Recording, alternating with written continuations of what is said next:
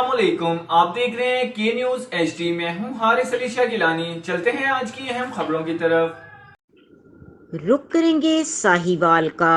मुख्तलिफ जमातों की तरह मीडिया नुमाइंदगान की तरफ से भी सैलाब ज़दगान के कैंप लगाए गए।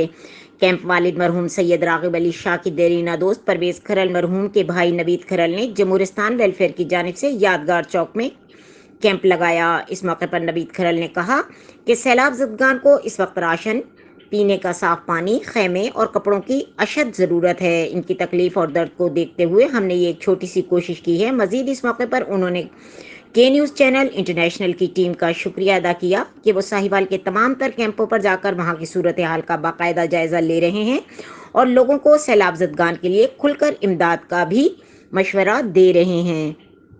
मजीद खबरों और अपडेट्स के लिए हमारे साथ रहिएगा। तब तक के लिए अपना ख्याल रखिएगा। अल्लाह हाफिज।